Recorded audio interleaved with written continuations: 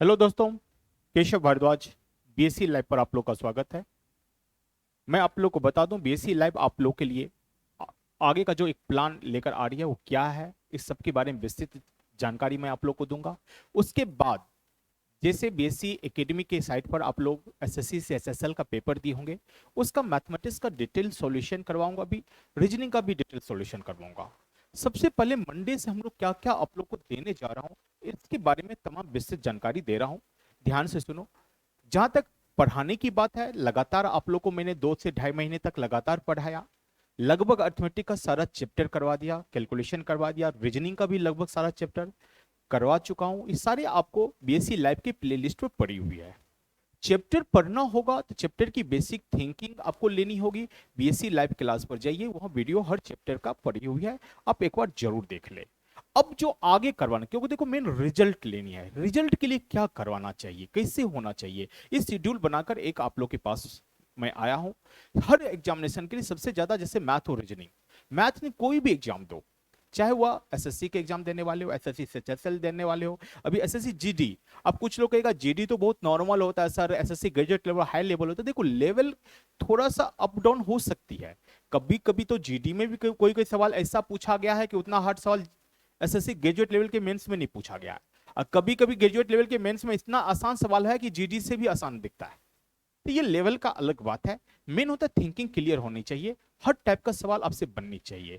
तो इसके लिए अब जो करके कोई एक कंपटीशन को फोकस करके नहीं, सारे एग्जामिनेशन को फोकस करके, जैसे अभी यूपी में पीटी की बात हो रही है, यूपी में यूपी एसआई के एग्जाम की बात हो रही है, लेखपाल की वैकेंसी आने वाली है, लेखपाल की बात होगी, हरियाणा की बात होगी, राजस्थान की बात होगी, ऐसा में हर जगह जहां जहां मैथ और रीजनिंग की बात होगी, चाहे सीडीएस के एग्जाम की बात हो, वो तमाम एग्जामिनेशन को ध्यान में रखते हुए चैप्टर वाइज टेस्ट का बहुत बच्चे का रिक्वेस्ट आया कि सर हर चैप्टर का टेस्ट लेकर डिस्कशन करा दो।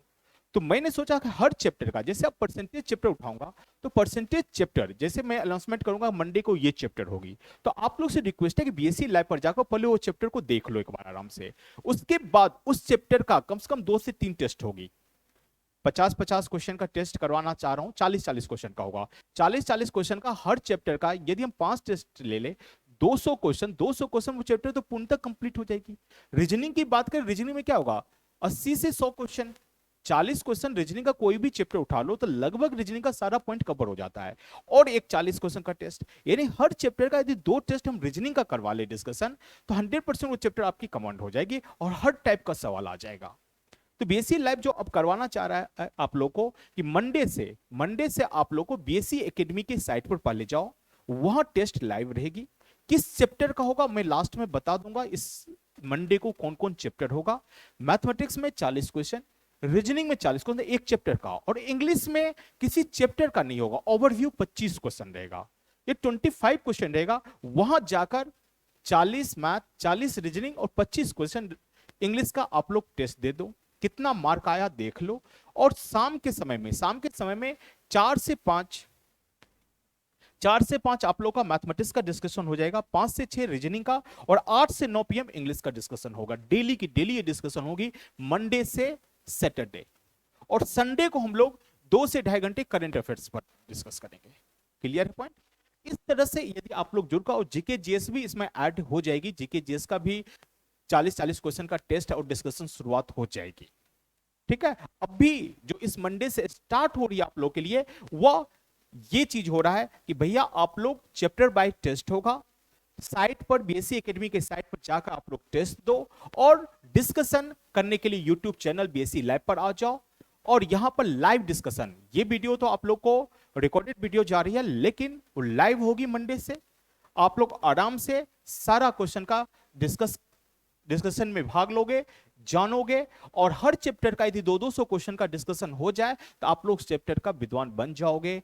कहीं किसी भी एग्जामिनेशन आपको दिक्कत नहीं होगी, चाहे वह एसएससी जीडी से उठा लो जीरो लेवल से, और आगे आपको सीडीएस तक पहुंच जाओ, एसएससी ग्रेजुएट लेवल के मेंस तक पहुंच जाओ, बैंक पीओ का यदि अर्थमेटिक वाला पार्ट हो वहां तक पहुंच जाओ, हर टाइप का क्वेश्चन हो जाएगी। और ये जो प्लान है ये लगातार चलते रहेगा, और हर एग्जामिनेशन के पॉइंट ऑफ व्यू से है। इसी कारण दोस्तों, इसको ज्यादा से ज्यादा शेयर जरूर करो, ज्यादा से ज्यादा बच्चे को जोड़ो। जितने बच्चे आप जोड़ते हो उतना ही एक काम करने का जो उत्साह होता है टीचर को वो बढ़ जाता है, इंक्रीज हो जाता है। इसी कारण आप लोग से रिक्वेस्ट है इस वीडियो को ज्यादा से ज्यादा शेयर करो कि जिससे ज्यादा से ज्यादा लोग जुड़ सके। एक बार यहां पर आ जाओ, आपको एग्जामिनेशन का रिजल्ट के लिए सोचना नहीं पड़ेगा, 100% रिजल्ट होगी। क्लियर? जहां तक जो चैप्टर की घोषणा की जाएगी ये भी आप लोगों में कह देता हूं कि आप लोगों को अलग से कहीं पढ़ने की जरूरत नहीं पड़ेगी। कोई कहेगा यार कहां से पढ़ूं, कुछ जानता हूं ना तो टेस्ट कैसे दूंगा। आप सबसे पहले जाकर सुबह सुबह उठो, बीएससी लाइव क्लास पर जाओ, उस चैप्टर प्ले लिस्ट में पड़ी हुई है, उस चैप्टर को पहले ठीक से देख लो। 3 से 4 वीडियो होगा उस चैप्टर का, यही होगा ना। आराम से पढ़ लो, उसके बाद जाकर टेस्ट लगा लो। शाम के समय में ये जो शेड्यूल पड़ी हुआ है यहां पर आकर डिस्कशन करा लो। Clear point? तो उम्मीद करता हूं सबको ये समझ में आ गया। ये मंडे से मेगा प्लान के रूप से हर एग्जामिनेशन के पॉइंट ऑफ व्यू से बीएससी लाइव आप लोग के लिए ला रही है। यहां पर सिर्फ और सिर्फ रिजल्ट के लिए सोचा जाता है बेटा। रिजल्ट जिसको लेना है, रिजल्ट के लिए पढ़ना है, जरूर बीएससी लाइव से जुड़े। Clear point? तो आज जहां तक बात है, देखो डिस्कशन है किस एग्जामिनेशन का डिस्कशन। क्योंकि देखो सबसे पहले मैंने प्लान बनाया था कि एग्जामिनेशन का डिस्कशन पेपर का डिस्कस कराऊंगा। लेकिन इसमें प्रॉब्लम क्या है, यदि एसएससी सीएचएसएल नाम दे दिया तो ग्रेजुएट लेवल वाले भी जुड़ता नहीं है। जबकि ऐसी बात नहीं है, सीएचएसएल है तो हर टाइप का ग्रेजुएट लेवल वाले के पॉइंट ऑफ व्यू से प्री के लिए एग्जाम सेम पैटर्न है, सेम सब कुछ है, सीएचएसएल का भी है। बैंक वाले कहता है कि अब मैं क्यों जुड़ूं इसमें, मुझे एडवांस मैथ पढ़नी नहीं है। तो इसी कारण मैंने चैप्टर वाइज आप लोग को मजबूत करने का इरादा रखा और वह मंडे से स्टार्ट हो रही है। बस आप लोगों से रिक्वेस्ट करता हूं कि जरूर आप लोग इस वीडियो को शेयर करें, अपने दोस्तों को बताएं और सब लोग आकर जुड़ो। उसमें यह भी होगा कि आप लोगों को पर्सनल प्रॉब्लम है उस चैप्टर में, कोई भी सवाल में प्रॉब्लम है, आप मेरा टेलीग्राम ग्रुप है बीएससी लाइव, उस पर भी सवाल भेजेंगे, वो भी सवाल आप लोग को यहां पर बताऊंगा। जब डिस्कशन होगी वो भी सवाल आपको बताऊंगा, उस चैप्टर का 100% सॉल्व करूंगा। जिस चैप्टर का डिस्कशन का टाइम दिया जाएगा उस चैप्टर का क्वेश्चन जरूर नहीं कि बीएससी लाइव पर जो टेस्ट हुआ है वो टेस्ट का ही 100% होगा, उस चैप्टर से आप भी क्वेश्चन भेज सकते हो, उसको भी मैं सॉल्व करूंगा। यानी जो समस्या साथ पढ़ने के लिए कई स्टूडेंट कहता है कि सर पढ़ तो बहुत लिया, कई टीचर से पढ़ लिया, लेकिन मेरा प्रॉब्लम कोई नहीं सुन रहा है, मुझे जो समस्या हो रही है, मुझे जो दिक्कतें हो रही है वो दिक्कतें सॉल्व नहीं हो रही है, एक ही चीज बार बार पढ़ते जा रहा हूं। इस चीज को दूर करने के लिए ही बीएससी लाइव ये प्रोग्राम लेकर आई है। जो भी प्रॉब्लम है, चैप्टर की घोषणा क्या का, आज इस चैप्टर का डिस्कशन है, डिस्कशन पेपर जो है, जो साइट पर पेपर हुआ है उसी का डिस्कशन होगा। इसके अलावा भी आप लोगों को कहीं भी प्रॉब्लम हो रही है वो प्रॉब्लम भेजो, उस प्रॉब्लम को भी सॉल्व की जाएगी। तो उम्मीद करता हूं दोस्तों समझ में आ गया होगा। इंग्लिश में भी सेम चीज चलेगा, 25 क्वेश्चन डेली का डेली टेस्ट होगा, उसका डिस्कशन होगा। इसके अलावा आप लोग को भी कुछ प्रॉब्लम होगा वो प्रॉब्लम भेज सकते हो। ठीक है दोस्तों, तो शुरू करते हैं। आज का जो डेट है मैं बता दूं पहले ही, आराम से देखना। सीएचएसएल का पेपर बीएससी एकेडमी के लाइव टेस्ट हुई थी, उसमें किसको कितना मार्क है सारा वहां पर लिखा हुआ है, उसकी डिस्कशन हो रही है। डिस्कशन में सबसे पहले मैथमेटिक्स का डिस्कशन कराऊंगा, जस्ट इसके बाद रीजनिंग का डिस्कशन करूंगा।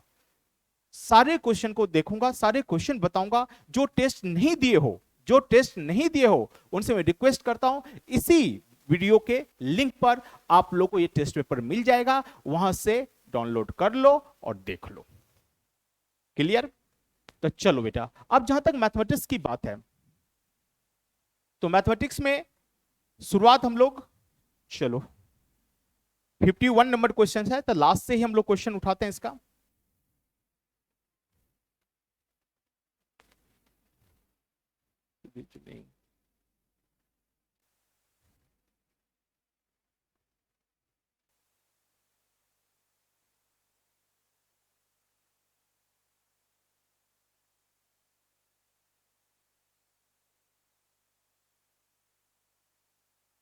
चलो लास्ट से क्वेश्चन लेता हूं, 75 नंबर क्वेश्चन से, ठीक है। इसका 51 तक चलेंगे, कोई दिक्कत नहीं। अब देखो सबसे पहले क्वेश्चन यह है कि टाइम डिस्टेंस। अब कुछ लोगों के मन में आएगा मैं टाइम डिस्टेंस पढ़ा नहीं, कैसे? आराम से सीखो ना, एक ही क्वेश्चन देखते चलते यार, आ जाएगा समझ में। अब जैसे क्वेश्चन क्या कर रहा है कि 43.2 किलोमीटर पर आवर के स्पीड से कोई ट्रेन एक व्यक्ति को 15 सेकेंड में क्रॉस करती है, ठीक है। तो 180 मीटर लंबे प्लेटफॉर्म को पार करने में कितना समय लगेगा? सबसे पहला चीज देखो, बहुत ही आसान क्वेश्चन है। सबसे पहला चीज तुमको सोचना क्या है कि जब ट्रेन किसी पर्सन को क्रॉस करती है, जैसे ये ट्रेन है और कोई पर्सन है, इसको क्रॉस कर दिया है, तो ट्रेन अपने लेंथ के बराबर ही दूरी तय करेगी। ट्रेन अपने लेंथ के बराबर ही डिस्टेंस कवर करती है, पहला चीज। दूसरा पॉइंट, जब यही ट्रेन किसी प्लेटफॉर्म को क्रॉस करेगी तो क्या करेगा? ट्रेन अपना लेंथ प्लस प्लेटफॉर्म का लेंथ, इसका सम कवर करना पड़ेगा।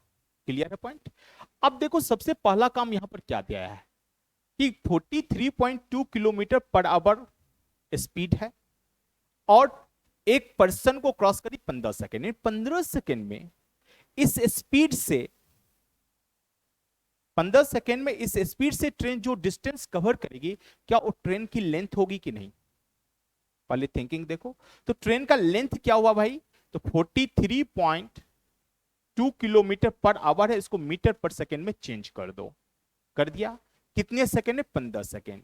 ये क्या निकला मुझे? ये जो मुझे निकला ट्रेन की लेंथ।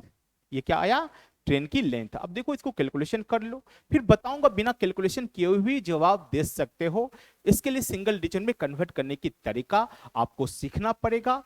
एक बार आप लोग से रिक्वेस्ट करता हूं, क्योंकि मंडे से जो डिस्कशन कराऊंगा तो बहुत सा सवाल बनाने की जरूरत नहीं होती है। थिंकिंग यदि आ गया तो डायरेक्ट स्टेप लिखोगे और सिंगल डिजिट में कन्वर्ट करके ऑप्शन से मिलान कर सकते हो। Clear point? जब कैलकुलेशन हार्ड होती है तो वो तरीका बहुत ही आसान हो जाता है आपके लिए। तो इसके लिए आपको बीएससी लाइव क्लास पर 2 क्लास कैलकुलेशन के नाम से डाला हुआ है। आप लोग से रिक्वेस्ट है एक बार जाकर उसको जरूर देखें, एक बार जाकर उसको जरूर देखें। देखोगे तो सिंगल डिजिट में कन्वर्ट करने के तरीका आपको समझ में आ जाएगा। उसके बाद मंडे से हम लोग उसका भी यूज करेंगे। Clear point? अब यहां पर हम लोग डायरेक्ट देखते हैं भैया, यदि सिर्फ और सिर्फ ये निकाले तो स्पीड होगा क्या? ये 18 से डिवाइड हो रही है, सवाल ये होता है। तो दिख रहा है, बहुत करोगे तो 5 2 जा 10,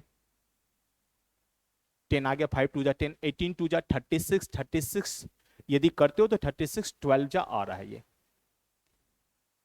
ठीक है, तो इसका मतलब 12 मीटर पर सेकेंड मेरा ट्रेन की स्पीड हो गया। ट्रेन की स्पीड क्या होगा? 12 मीटर पर सेकेंड। Clear point? अब इतना मीटर पर सेकेंड से 15 सेकेंड में जो डिस्टेंस कवर करेगी ये ट्रेन, वो ट्रेन का क्या हुआ? लेंथ हुआ। तो 15 12 जा करते तो ये कितना होता है? 180 मीटर। तो ये 180 मीटर मेरा क्या हुआ? ट्रेन की लेंथ, लेंथ ऑफ ट्रेन। अब क्वेश्चन क्या कर रहा है कि 180 मीटर लंबे प्लेटफॉर्म को क्रॉस करने में, तो देखो प्लेटफॉर्म को जो क्रॉस करेगी ट्रेन तो क्या होगा? ट्रेन का लेंथ प्लस प्लेटफॉर्म का लेंथ। अपने स्पीड से ही क्रॉस करेगी तो ट्रेन की स्पीड क्या हो गया? 12 मीटर पर सेकेंड। इसका अर्थ हुआ कितना समय लगा? तो 360 अपॉन 12 कर दोगे, आंसर आ गया। तो हम कह सकते हैं कि ट्रेन की स्पीड, ट्रेन 30 सेकेंड में, 30 सेकेंड में प्लेटफॉर्म को क्रॉस कर जाएगी। यस या नो? फटाफट बता दो। सही जवाब है सबका। चलो जस्ट इसके बाद उम्मीद करता हूं सबको समझ में आ गया होगा। 5/18 क्या क्या? कुछ लोगों का ये भी जवाब होता है। तो 5/18 बेटा, जब किलोमीटर पर आवर को, जैसे x किलोमीटर पर आवर है, इसको मीटर पर सेकेंड में जब चेंज करते हैं ना, तो क्या करते हैं? 5/18 से मल्टीप्लाई कर देते हैं, इतना मीटर पर सेकेंड। ये क्या हुआ? 5/18 आया कहां से? तो देखो बेटा, किलोमीटर जो होता है 1000 मीटर का 1 किलोमीटर होता है। तो किलोमीटर को मीटर में चेंज किया तो 1000 हो गया, आवर को सेकेंड में चेंज किया तो 60 × 60 हो गया। इसको जो सॉल्व करते हैं तो ये होता है 5/18। तो क्या सीखा? किलोमीटर पर आवर को मीटर पर सेकेंड में जब चेंज करोगे तो 5/18 से मल्टीप्लाई करना। यही x मीटर पर सेकेंड है, इसको यदि किलोमीटर पर आवर में चेंज करोगे तो 18 ऊपर चला जाएगा, 18/5 किलोमीटर पर आवर हो जाएगा।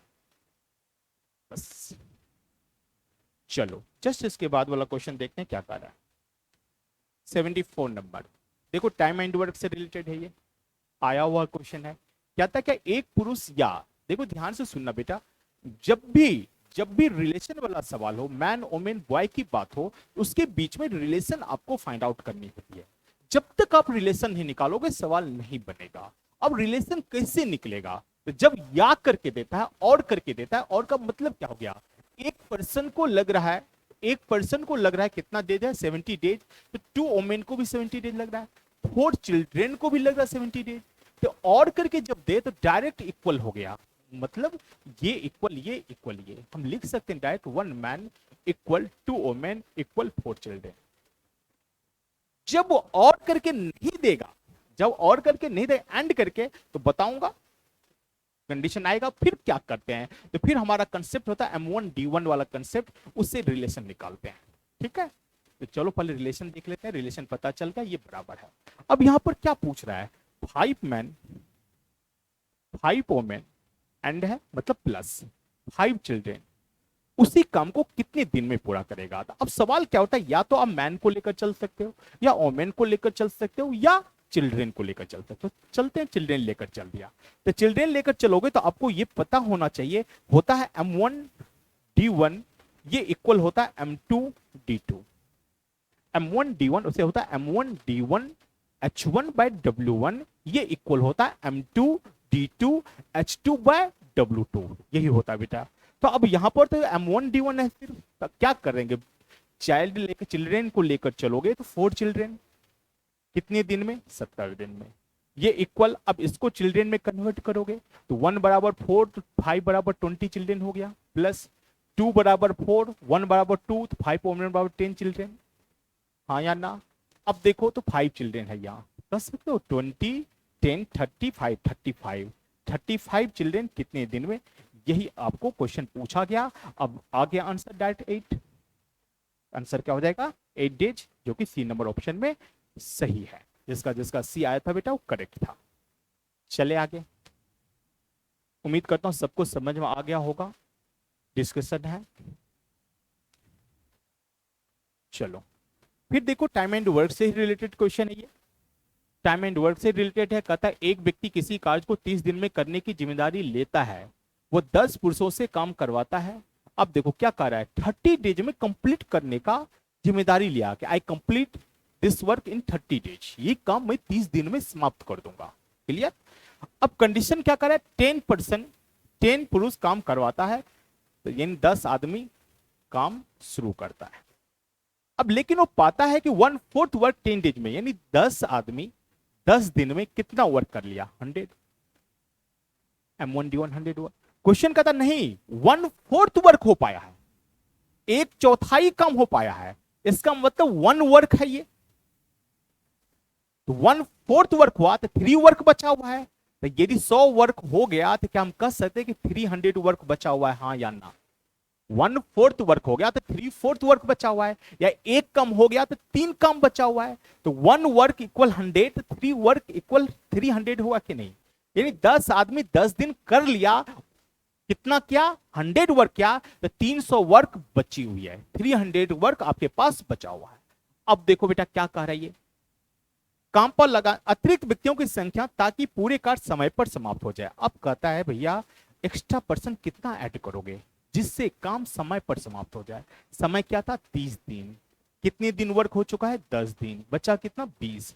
अब 20 दिन में करने के लिए कितने आदमी चाहिए जिससे 300 वर्क हो जाए, तो दिख रहा है 15 आदमी चाहिए। इन 15 आदमी 15 मैन 20 डेज में 300 वर्क कर लेगा, तो एक्स्ट्रा कितना पर्सन आया, आपसे पूछा क्या जा रहा है, कितने पर्सन एक्स्ट्रा आया। तो अब बताओ 10 मैन पहले से काम कर रहा है, 15 मैन कर लेगा, अब तो इसका मतलब एक्स्ट्रा पर्सन 5 ही हुआ ना जी, यानी एक्स्ट्रा कितने आदमी आया, 5 आदमी। वही आपसे क्वेश्चन पूछा जा रहा था, यानी ए नंबर आंसर क्या हो गया आपका, सही हो गया। हाँ यार ना, जल्दी फटाफट बताओ।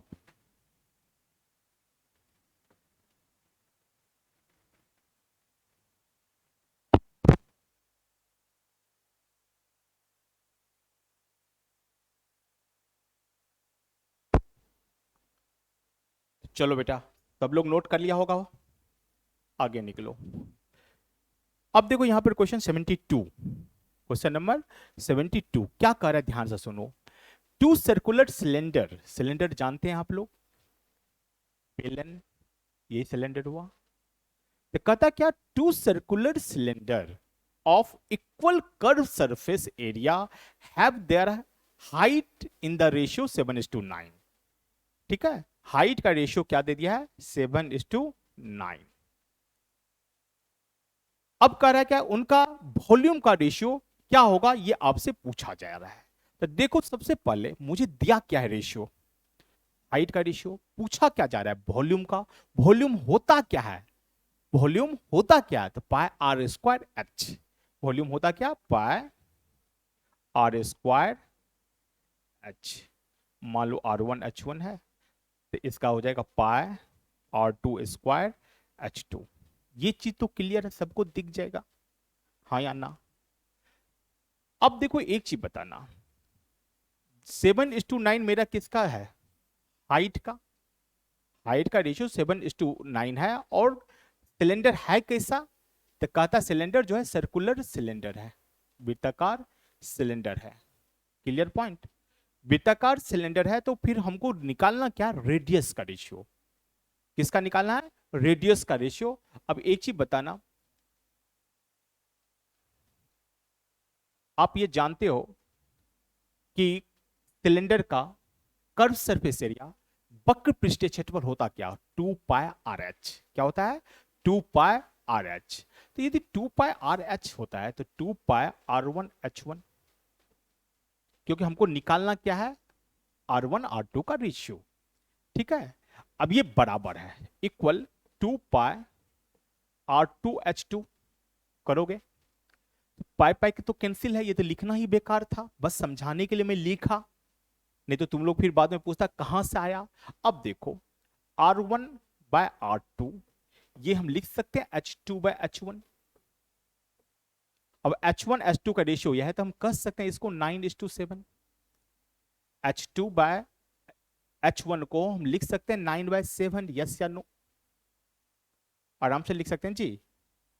H1 H2 आपको R2 इस साइड लाया तो H1 इस साइड जाएगा, तो H2 बाय H1 बराबर क्या हो जाएगा, H2 कितना है 9 ना, H1 कितना है 7, यानी R1 R2 का रेशियो आ गया 9:7। ये किसका रेशियो आया, R1 R2 का। अब देखो सवाल बन गया, ये चीज जिसको समझ में आ गया तो वो डायरेक्ट इतना नहीं लिखता, बस कुछ सवाल बना लोगे तो जैसे तुमको देखा कि भैया कर्व सरफेस एरिया सेम है, हाइट का रेशियो है, तो इसका रिवर्स किसका हो जाएगा, रेडियस का रेशियो।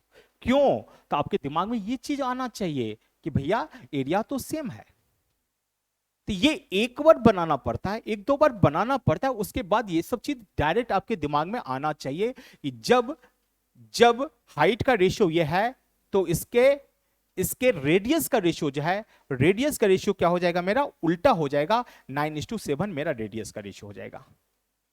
अब देखो बेटा तुम ही बताओ, वॉल्यूम का रेशियो ये तो कैंसिल हो गया ना, R 2 बार है, H एक बार होता है, तो 9R है तो लिख सकते हैं 9:9 × 7 अपॉन R2 कितना होगा 7 × 7 × 9 लिख सकते हो ना।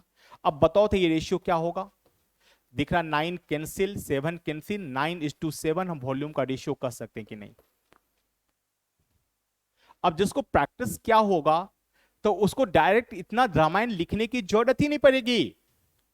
वो कैसे सोचेगा, देखो ध्यान से बेटा, वो सोचेगा वॉल्यूम होता है पाई आर स्क्वायर एच, इतना जानते हो, कर्व सरफेस एरिया वक्र पृष्ठीय क्षेत्रफल बराबर है, ये क्लियर है। आपको हाइट का रेशियो दे दिया, इससे रेडियस का रेशियो ये होगा 9:7, क्या होगा, रेडियस का रेशियो होगा। अब देखो पाई आर स्क्वायर एच होता है, तो सीधा से फंडा, जब रेडियस का रेशियो है तो एक बार तो कटेगा ही, दोनों उल्टा रिलेशन है, एक बार बचेगा कौन, आर वाला ही पार्ट बचेगा वॉल्यूम में, आर स्क्वायर एच होता है, तो डायरेक्ट वॉल्यूम का रेशियो 9:7 इस सवाल में देखने के साथ ही जवाब इससे दे सकते हैं। ये देने के लिए आपको डिटेल ठीक से समझनी पड़ेगी, जब तक आपको डिटेल नहीं आती है तो डायरेक्ट ये पॉइंट नहीं लिख सकते हैं। यहां पर हम आपको ट्रिक बता दूं कि भाई जब कर्व सरफेस एरिया बराबर हो दो सिलेंडर का और हाइट का रेशियो देगा तो वॉल्यूम का रेशियो उसका रिवर्स होगा, रेडियस का रेशियो उसका रिवर्स होगा। ये पॉइंट में सिर्फ लिखा दूं, आपको रटा दूं, तो इससे कोई प्रॉफिट नहीं होगी। समझ में आ रहा है, इसी कारण बेटा एक बार जरूर इसको डिटेल में करेंगे, डिटेल करोगे तो जरूर आपको, क्योंकि एग्जाम हॉल में आप नहीं करोगे, सिर्फ आपको दिमाग में पॉइंट सेट हो जाएगा कि कर्व सरफेस एरिया यदि दो सिलेंडर का बराबर होता है और हाइट का रेशियो ए भी दिया हुआ है, तो इसका रेडियस का रेशियो भी B/A हो जाएगा, इसका वॉल्यूम का रेशियो भी B/A हो जाएगा, बस खत्म कहानी। और एरिया का रेशियो तो 1:1 ही होगा कर्व सरफेस का, क्योंकि बराबर है। तो ये चीज, ये पॉइंट को दिमाग पर लाने के लिए आपको जरूर है कि डिटेल में समझना पड़ेगा। उम्मीद करता हूं सबको समझ में आ गया होगा। वीडियो को फिर से देख लेना। चले आगे। जो लोग स्क्रीनशॉट लेना चाहते हो ले लो। अब देखो यहां पे क्या कहा है, the circumference of a circle 88 centimetre. Circumference क्या होता है, इसकी लंबाई 2πr, ठीक है। तो अब कहता है क्या, find the area of the square inscribed in the circle. Circle में जो आप लोगों को मैं मेंसुरेशन के क्लास बताऊंगा, उसमें पढ़ा दूंगा, सारा टेक्निक ही दे दूंगा एक दिन उसमें, कि सर्कल में हाईएस्ट साइड का स्क्वायर जो ड्रॉ किया जाएगा, तो उसका यदि सर्कल का रेडियस दिया गया है तो स्क्वायर का साइड क्या होगा, ये तमाम पॉइंट लिखा दूंगा। लेकिन मैं बार बार कहता हूं कि पॉइंट याद करने से अच्छा है पॉइंट समझ लेना। पॉइंट समझ में आ गया तो बहुत अच्छा होगा। जैसे सर्कल है, इसमें स्क्वायर ड्रॉ करनी है, तो स्क्वायर जो ड्रॉ करोगे तो स्क्वायर तो ऐसा ही होगा ना, कुछ भी कर ले। अब देखो ये डायमीटर कहलाएगा कि नहीं, ये डायमीटर होगा कि नहीं, और ये डायमीटर हो गया किसका, सर्कल का, व्यास जिसको कहते हैं हिंदी में। लेकिन स्क्वायर का डायगोनल हुआ कि नहीं, स्क्वायर का कर्ण हुआ कि नहीं है। और स्क्वायर के बारे में आप जानते हो कि स्क्वायर का सारे साइड सेम होता है, ए, और ये डायगोनल होता है, इसको हम लिख सकते हैं √2a। कैसे लिखेंगे, तो आप ये राइट एंगल ट्रायंगल हो गया, ये बराबर क्या होता है, this square plus this square का अंदर रूट, तो √2a आराम से लिख सकते हो। क्लियर। अब देखो यदि 88 सेंटीमीटर क्या है मेरा, 88 सेंटीमीटर दिया हुआ है परिधि, यानी 2πr की वैल्यू गिवन है, कितना 88। इससे मेरा r दिख गया यार, r इक्वल क्या हो जाएगा 88 इंटू 2 इंटू 22 इंटू 7 हो गया 14 सेंटीमीटर। ये रेडियस हो गया।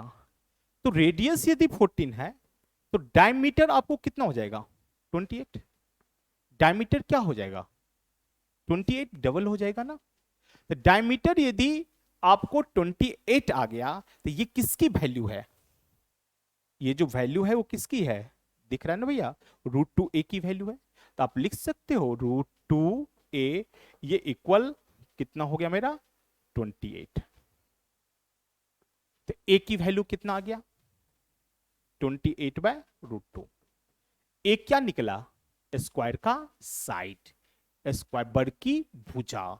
जब स्क्वायर की साइड आ गया तो हम कहता है कि एरिया निकालो, तो एरिया क्या होता है, एरिया क्या होता है इसका स्क्वायर, साइड का स्क्वायर। तो हम लिख सकते हैं 28 इंटू 28/2। क्लियर।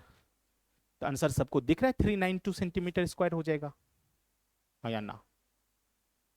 तो मेन आपको क्या होता है, देखो ये चीज याद करने की जरूरत नहीं है, ये चीज समझने की चीज है। आपको तुरंत होगा ड्रॉ क्या करना है, स्क्वायर करनी है।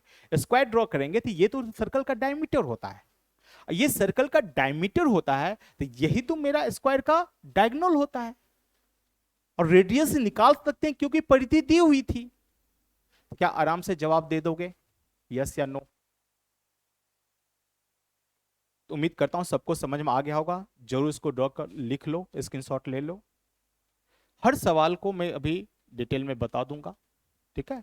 फिर मंडे से चैप्टर वाइज में आओगे तो ज्यादा मजा आएगा कि तुम लोग भी पढ़ कर आओगे ना, वो चैप्टर पढ़ कर आओगे, समझ कर आओगे, टेस्ट दे कर आओगे। चलो फिर ये भी मेंसुरेशन है समबाहु त्रिभुज। समबाहु त्रिभुज के बारे में आप क्या जानते हो, equilateral triangle ABC, all sides same होता है, ऑल एंगल 60 डिग्री होता है। छोटी छोटी पॉइंट मैं समझा देता हूं यहां पर। इसकी एरिया की बात करते हैं तो एरिया क्या होता है √3/4 इंटू साइड स्क्वायर, पहली पॉइंट। इसकी हाइट की बात करते हैं, हाइट होता है √3/2 इंटू 1 साइड। ये छोटी छोटी इंफॉर्मेशन है जो दे दिया। फिर मैं वैसे ज्योमेट्री की क्लास जो लिया हूँ फर्स्ट क्लास, जब वो ट्रेंगल बताया हूँ तो पूरा डिटेल में इस ट्रेंगल के बारे में बताया हूँ, वहां भी जाकर आप आराम से क्लास देख सकते हो, समझना है तो। अब क्या कर रहा है सवाल देखो, बेटा सवाल दिया हुआ यहां पर कि इक्विलेटरल ट्रायंगल है, समबाहु त्रिभुज है, उसमें सर्कल ड्रॉ करनी है। तो अब देखो इसमें सर्कल ड्रॉ करोगे, ये इन सर्कल कहलाता है। और समबाहु त्रिभुज बेटा एक ऐसा त्रिभुज है, इक्विलेटरल ट्रायंगल एक ऐसा ट्रायंगल है जिसका सारा सेंटर एक ही पॉइंट पर होता है। चाहे इन सेंटर की बात कर ले, चाहे सेंट्राइड की बात कर ले, चाहे हम सरकम सेंटर की बात कर ले, सारा पॉइंट एक ही पॉइंट पर होती है। ये चीज दिमाग में सेट कर लो, ठीक है। अब कहोगे क्या होता है, तो बेटा सेंट्राइड होता है, मैं थोड़ा थोड़ा आप लोग को डिटेल यहां पर समझा देता हूं। सेंट्राइड होता है केंद्रक। केंद्रक क्या होता है? केंद्रक होता है कि यहां से सामने वाला साइड को बाइसेक्ट करने वाली रेखा, सामने वाले साइड को समद्विभाजित करने वाले रेखा को माध्यिका कहते हैं, मीडियन कहते हैं। और तीनों मीडियन के मिड पॉइंट को, तीनों मीडियन के मिड पॉइंट को हम लोग सेंट्राइड कहते हैं, केंद्रक कहते हैं। पूरा डिटेल पढ़ाया हूं, ज्योमेट्री की फर्स्ट क्लास आप देखोगे, बीएससी लाइव क्लास पर पड़ी हुई है, एक बार डिटेल में जाकर देखना, ट्रायंगल में जाकर, जहां सेंटर के बारे में समझाओ कि सेंट्राइड क्या है। पूरा डिटेल नहीं पढ़नी है तुम लोगों को मेंसुरेशन के पॉइंट ऑफ व्यू से, लेकिन जब एसएससी की तैयारी करते हो तो पूरा डिटेल पढ़नी है, एक बार जरूर उसको जाकर देखना। जब बैंक की तैयारी करते हो वहां सिर्फ मेंसुरेशन के पॉइंट ऑफ व्यू से पढ़नी है, तो सिर्फ आपको यह समझनी सेंट्राइड है क्या, सरकम सेंटर है क्या, इन सेंटर क्या है। तो साइड को बाइसेक्ट करने वाले को मीडियन कहते हैं, और तीनों मीडियन के मिड पॉइंट को हम लोग क्या कहते हैं, तीनों मीडियन के मिड पॉइंट को सेंट्राइड कहते हैं, केंद्रक कहते हैं। और ये जो केंद्रक होता है ना, केंद्रक माध्यिका को 2:1 के रेशियो में कट करती है। माध्यिका को मीडियन को 2:1 के रेशियो, पूरा प्रूफ करके बताया हूं, जरूर जाकर एक बार देखेंगे। 2:1 के रेशियो में कट करती है, यानी ये 2 होगा तो ये 1 होगा, पहला पॉइंट।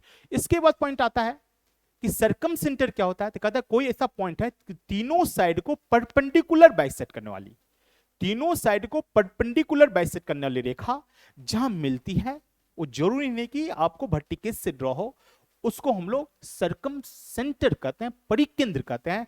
परिकेंद्र इस कारण कहते हैं कि यहां से जो सर्कल ड्रॉ करोगे ना, वो क्या होगा, मेरा तीनों वर्टिकल्स को इस तरह से टच करेगा। यानी तीनों वर्टिकल से, तीनों सिर से समान दूरी पर जो पॉइंट होता है उसको हम लोग सरकम सेंटर कहते हैं। इसको हम लोग क्या कहते हैं, सरकम सेंटर, जिसका ये क्या कहलाता है, आर रेडियस। अब इन सेंटर क्या होता है, तो इन सेंटर होता है कि तीनों एंगल को बाइसेक्ट करने वाली रेखा, तीनों कोण को समद्विभाजित करने वाली रेखा जहां मीट करती है, जहां मिलती है, उसको हम लोग इन सेंटर कहते हैं। अब इन सेंटर कहते हैं, तो इन सेंटर से जो सर्कल ड्रॉ करते हैं वो क्या करते हैं, तीनों साइड को टच करती है।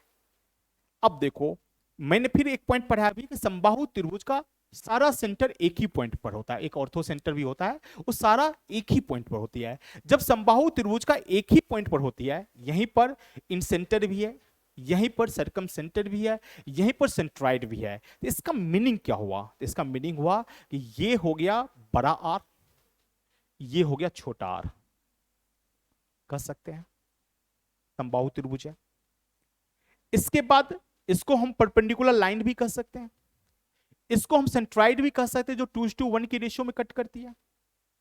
क्योंकि समबाहु त्रिभुज का सारा पॉइंट सेम ही होता है, तो सेंट्राइड इस माध्यिका को, मीडियन को 2:1 की रेशियो में कट करती है, जानते हो ना। जब इतनी बातें जानते हो तो सवाल बहुत इजी हो गया। नहीं जानते हो तो फिर कहोगे सर ट्रिक दो।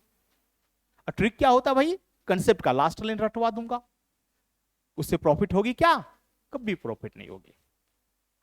तो अब देखो बेटा, जब ये जानते हो तो अब क्या कर रहा है, मेरा वृत्त का क्षेत्रफल दे दिया है इतना वर्ग मीटर, तो वृत्त का क्षेत्रफल दे दिया, इसका मतलब इससे ये रेडियस निकल जाएगा, ये वाला पॉइंट निकल जाएगा। और मुझसे पूछा गया ये वाला पॉइंट निकालने के लिए सर्कल का एरिया दे दिया, यानी पाई आर स्क्वायर, ये दे दिया 462। इससे आर स्क्वायर क्या निकलेगा, 462/22 इंटू 7। क्लियर। तो चलो 22 2 जा 44 और 21 जा, ठीक है। चलो आर की वैल्यू निकालनी है, तो अब आर की वैल्यू कितना निकल जाएगा, ये जब यहां से हम रेडियस निकालेंगे तो क्या निकला, 21 √7 इंटू 3 इंटू 7। तो आर का वैल्यू क्या हो जाएगा, 7√3, यस या नो। ये क्या होगा, रेडियस हुआ। ये क्या निकला मुझे, रेडियस। अब रेडियस निकल गया तो इसका मतलब इस 1 की वैल्यू निकल गया। मुझे पूछा क्या, समबाहु त्रिभुज का भुजा, भुजा निकालने के लिए सबसे पहले ये हाइट निकाल लो, क्योंकि हाइट होता है क्या, √3/2 इंटू वन साइड, इसकी वैल्यू आ जाएगा। ये कैसे निकलेगा, इस 1 की वैल्यू ये दिया हुआ है, 1 की वैल्यू 7√3 दिया है, तो हम क्या 3 की वैल्यू निकाल सकते हैं, 7√3 इंटू 3। ये क्या निकल गया, समबाहु त्रिभुज की हाइट। 3 मतलब यहां से यहां 2 है और ये 1 है, तो 2 + 1 3, आपने 3 का वैल्यू निकाल दिया। 3 क्या निकला, समबाहु त्रिभुज की हाइट। हाइट ये होता है, फॉर्मूला अभी बताया था। इसकी वैल्यू आ गया कितना, 21√3। अब देखो बेटा 21√3 है ना, √3 कट गया, a बराबर 42 आ गया, यानी समबाहु त्रिभुज की जो साइड आया वो 42 सेंटीमीटर हुआ। तो जब मेन क्या होता है, प्रैक्टिस तो चाहिए ही, प्रैक्टिस के साथ साथ कंसेप्ट 100% क्लियर होना चाहिए। जब कंसेप्ट क्लियर होता तो इतनी टाइम नहीं लगता, आपको इतनी समय लग ही नहीं सकता है, क्योंकि आपको जब कंसेप्ट समय है तो फिगर बनाने की भी जरूरत नहीं थी, तो आपको डायरेक्ट था, अरे इन सेंटर, इन सर्कल का एरिया दिया हुआ है, इसका मतलब πr² की वैल्यू दे दिया 462।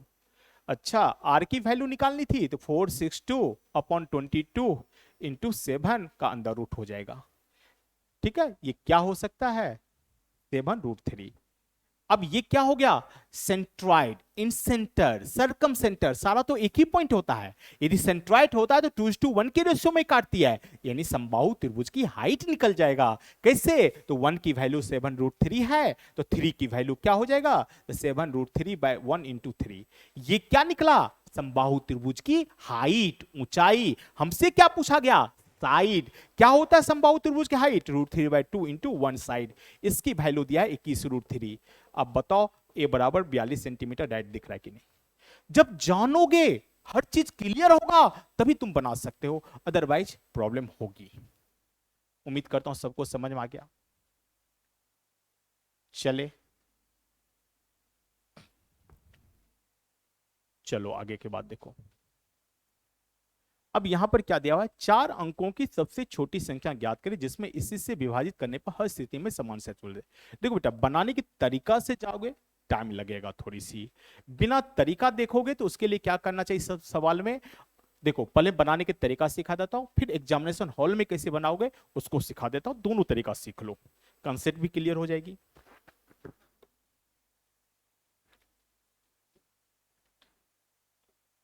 देखो बेटा, यदि तरीका से चलते हो तो सबसे पहले इसका एलसीएम निकालना पड़ेगा। 2 3 4 5 का एलसीएम करेंगे तो कितना हो गया, 60 आ गया।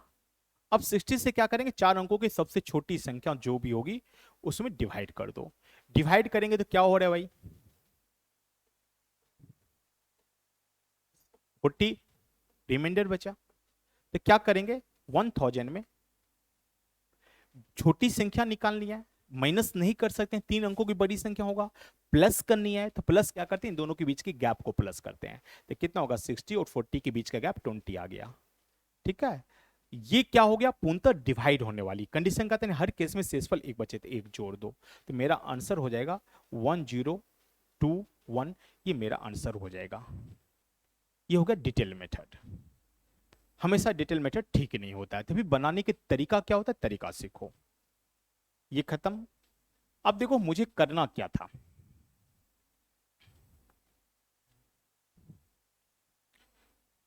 कह रहा है 2 3 4 5 से विभाजित करने पे एक शेषफल बचे थे, यानी इन सब नंबर में एक से डिवाइड करने पर वो नंबर 2 से डिवाइड हो जाए, 3 से भी हो जाए, 4 से भी हो जाए, 5 से, जो 4 से होगा 2 से भी हो जाएगा, खत्म कहानी। अब डिविलिटी का रूल, व्यवस्था का नियम थोड़ा सा सीखना पड़ेगा। 3 की व्यवस्था का नियम है, sum of digit always divide by 3। अंकों का योग पूर्णतः 3 से डिवाइड है, नंबर्स पूर्णतः 3 से डिवाइड होगी। 4 का डिविलिटी का रूल है, 4 की व्यवस्था का नियम होता बेटा कि नंबर का लास्ट 2 डिजिट यदि 4 से डिवाइड है तो नंबर भी 4 से डिवाइड होगा, या लास्ट में 2 0 है तो 4 से पूर्णतः डिवाइड होगी। 5 की व्यवस्था का नियम होता है, लास्ट में 0 हो या 5 हो, नंबर 5 से पूर्णतः डिवाइड होगी। क्लियर है पॉइंट। जब ये चीज क्लियर है तो देखो बहुत आसानी से, क्योंकि एक शेषफल बचे तो एक जोड़कर आंसर दिखाया गया है, इन सबसे डिवाइड होने वाली संख्या में एक जोड़ कर दिया है आंसर, तो एक माइनस कर दो, तो माइनस करोगे यहां 1030 होगा। अब 1030 देखो 30 जो है 4 से डिवाइड नहीं हो रहा है, नहीं हो रहा है, इसका मतलब ये नंबर हो नहीं सकता है। यहां एक माइनस करेंगे तो 1060 होगा। अब 1060 है तो इस पर विचार करते हैं, तो 60 जो है 4 से डिवाइड है, इससे तो डिवाइड है, 3 से नहीं है, क्योंकि 617 हो रहा है, डिजिट का सम 7 है जो 3 से डिवाइड है ही नहीं है, इसका मतलब ये नंबर 3 से डिवाइड नहीं है, खत्म कहानी। ये देखो ये हो गया 1020, पहला काम 4 से डिवाइड है, दूसरा काम 5 से डिवाइड है, और 3 से भी डिवाइड है, 213 होता है डिजिट का सम जो 3 से पूर्णतः डिवाइड है। इसका मतलब ये मेरा आंसर करेक्ट हो जाएगा, आगे चेक करने की भी जरूरत नहीं है। समझ में आ रहा है? तो एग्जामिनेशन हॉल में बेटा इस तरह से बनाना, उम्मीद करता हूं सबको क्लियर होगा। आ जाओ 69 के बाद। अब देखो यहां पर क्या दिया हुआ है, एलसीएम और एचसीएफ का सम और डिफरेंस दे दिया, इसका मतलब क्या है, एलसीएम प्लस एचसीएफ, ध्यान से देखना 1044, एलसीएम माइनस एचसीएफ, ये दे दिया 986। देखो आप कोई दोनों को जोड़ को 2 से भाग दोगे एलसीएम वही होगा। कैसे आता है, लोग कह देगा भैया ट्रिक हो गया कि सम और डिफरेंस देगा तो दोनों को जोड़कर 2 से डिवाइड कर देना वो एलसीएम आएगा। लेकिन तुम ये सोचो ये आया कहां से, ये हुआ कैसे। जब इस तरह से सोचना शुरू करोगे तो बहुत ज्यादा दिमाग डेवलप हो जाएगा। ठीक है, तो आपको कैसे थिंकिंग करनी है वो देखो। आपको करना क्या था, खत्म 2l, दोनों को जोड़ोगे कितना होगा,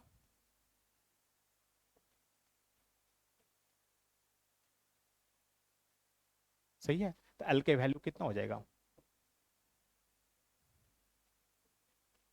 1015, आपका एलसीएम हो गया। जब एलसीएम आ गया तो एचसीएफ भी निकल जाएगा। एचसीएफ निकालना तो इसमें से इसको सब्ट्रैक्ट कर दो, तो क्या ये एचसीएफ आएगा, यस या नो। तो आप 1044 में 1015 को सब्ट्रैक्ट करोगे तो क्या होगा 29 आ गया। अब बेटा देखो एलसीएम मालूम चल गया, एचसीएफ मालूम चल गया, ये दो चीज तो आपको क्लियर से दिख गया। अब क्या दिया हुआ है, दोनों संख्याओं का योग। अब देखो ध्यान से सुनना, आंसर ऑप्शन से दिख रहा है, फिर भी बनाने की कला सीखो। जब भी एचसीएफ दिया रहे, जब भी एचसीएफ दिया रहे और नंबर सपोज करने की बात हो तो दिमाग में डिटेल ये सोचो कि HCF into X, HCF into Y ये नंबर होता है, where X Y are coprime number, जहां एक्स वाई सअभाज्य संख्या होती है। ये को प्राइम नंबर क्या होता है, तो ऐसी दो संख्या जिसका एचसीएफ 1 हो, ऐसी दो संख्या जिसका महत्तम समावर्तक 1 हो, आपस में को प्राइम नंबर कहलाती है, आपस में सअभाज्य संख्या कहलाती है। Clear point. तो अब देखो क्वेश्चन कर रहा है कि दोनों का सम इन 29 कॉमन कर लो, x प्लस वाई हो जाएगा, इसकी वैल्यू दिया है 348, तो इससे x प्लस वाई की वैल्यू निकल गया, कितना निकला, तो 348 को 29 से डिवाइड कर दो। जब 348 को 29 से डिवाइड करते हो तो 29 1 जा करते हो तो 558, 29 2 जा। क्लियर।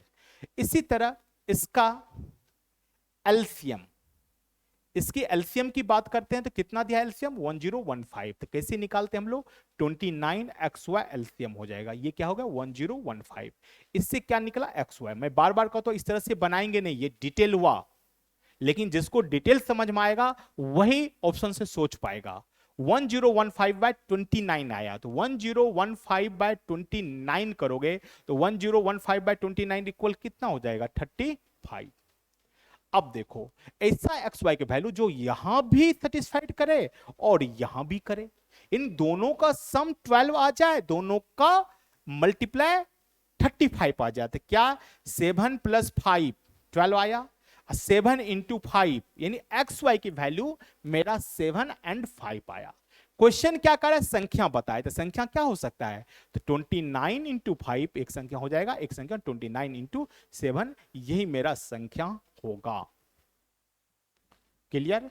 जब 29 × 5 करते हो तो ये कितना हो जाएगा 145, और 29 7 जा करते हो तो 203, सी नंबर आंसर आपका सही हो जाएगा। क्या उम्मीद करिए कि तरीका समझ में आया, कुछ नहीं किया भाई, ये लिखना भी नहीं था, ये जो लिखा वो लिखना नहीं था, कारण 2l दिख जाएगा आपको, l की वैल्यू आ जाता, l की वैल्यू आ जाता, h की वैल्यू दिख जाता। जब ये दिख गया LH तो हमारे दिमाग में क्या आएगा, संख्या पूछ रहा है, 29 से कटने वाला ही कोई संख्या होगा, ये तो क्लियर है। अब संख्या के लिए मैंने कहा कि दिमाग में क्या सेट करना है कि 29x 29y तुम्हारा संख्या हो गया। क्वेश्चन का था दोनों का सम दिया हुआ है, तो सम दिया है तो इसका मतलब 29 इंटू एक्स प्लस वाई की वैल्यू दिया हुआ है। कितना दिया हुआ है तो क्वेश्चन में 348 है। इससे बेटा x प्लस वाई की वैल्यू निकल गया 12। सेम 29x इंटू वाई के वैल्यू ये दिया हुआ है, तो इससे एक्स वाई की वैल्यू निकल गया 35। तो अपने आप दिख जाएगा ये 5 होगा, ये 7 होगा। यानी संख्या 29 5 जा और 29 7 जा मेरा आंसर होगा। ठीक है, चलो स्क्रीनशॉट ले लो, समझ में आ गया होगा। एलसीएम एचसीएफ भी मैंने पढ़ा चुका हूं, एक बार देखोगे तो यूट्यूब चैनल बीएससी लाइव पर जाइए, प्ले लिस्ट में पड़ी हुई है एलसीएम चैप्टर, एक बार ठीक से देखिए तो जरूर समझ में आएगा।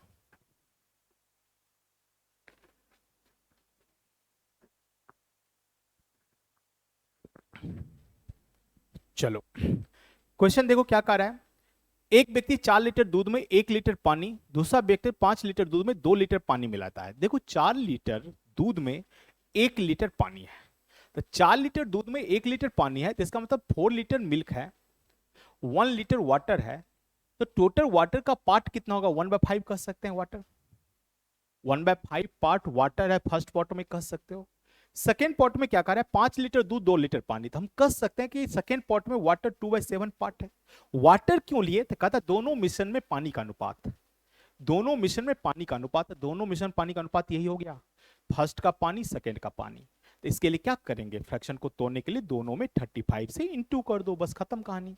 इसमें भी 35 से इंटू कर दो, इसमें भी 35 से इंटू कर दो, तो क्या हो जाएगा 7 और ये 10, तो आंसर होगा 7:10।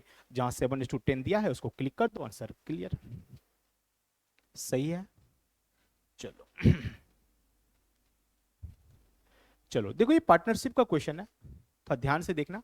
पार्टनरशिप में बेटा दिमाग में क्या सेट करनी है, capital into time, capital into time के मल्टीपुल में आपको प्रॉफिट को बांटनी होती है। उसमें कभी कभी सैलरी की बात होती है, तो पहले जो प्रॉफिट कमा रहे हो उसमें से सैलरी दे दो, किसी स्टाफ को रख रहे हो तो स्टाफ की सैलरी होगी वो दे दो, स्लीपिंग पार्टनर है तो वर्किंग पार्टनर को करने के एवज में क्या देगा, कंडीशन जो दिया है उसके अनुसार उसको दे दो। ये छोटी छोटी बातें उसमें ऐड होगी, लेकिन तमाम कैलकुलेशन निकाल कर एक ही पॉइंट आता है इसमें कि कैपिटल इनटू टाइम, जितना कैपिटल जितने समय के लिए इन्वेस्ट किया गया उन दोनों के मल्टीपल के अनुपात में ही प्रॉफिट बांटा जाता है। बेटा बस ये दिमाग में सेट कर लो, बस कहानी खत्म। अब देखो इसमें क्या दिया हुआ है, ए और बी स्टार्ट किया और 1.5 लाख रुपया 1,80,000 रुपया ये शुरू किया। चलो यार 1,50 1,50,000 1,80,000 रुपया, कौन कौन शुरू किया, ए और बी, लिख लिया। 3 माह के बाद 3 मंथ के बाद ए ने 50,000 रुपया निकाल लिया। अब तो 3 मंथ ए विड्रॉ 50,000। चलो फिर क्या कर रहा है, बी ने 20,000 रुपया और निवेश कर दिया। अच्छा 3 महीना के बाद दो कंडीशन हो, ये 50,000 निकाला, ये 20,000 रुपया डाला। 3 माह बाद सी भी 25,000 रुपए की पूंजी के साथ व्यवसाय में शामिल हो गया। अब 3 महीने के बाद सी भी आ गया, क्लियर है। सी कितना रुपया लेकर आया, तो 2,50,000 रुपया लेकर। चलो वर्ष के अंत में कुल लाभ ये हुआ, तो बी का हिस्सा। तो सबसे पहला चीज मैंने आपको क्या समझाया, capital into time, capital into time के मल्टीपुल में प्रॉफिट बांटनी है। देखो सी ज्वाइन किया आफ्टर 3, इसके 3 मंथ के बाद यहां पर सी आया है।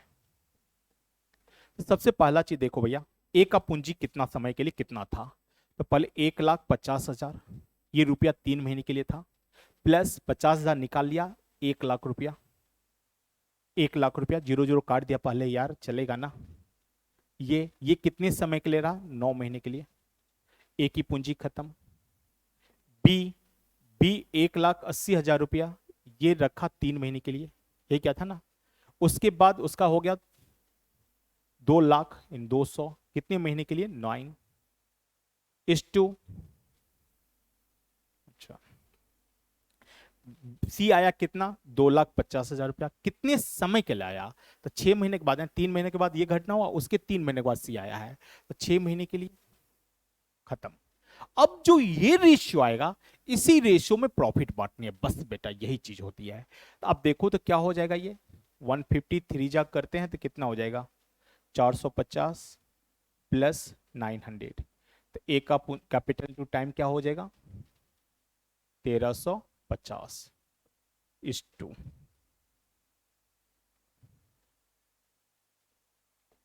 अब कितना हो गया ये, 540 प्लस 180 चलेगा ना, तो कितना हो जाएगा, 0,720 150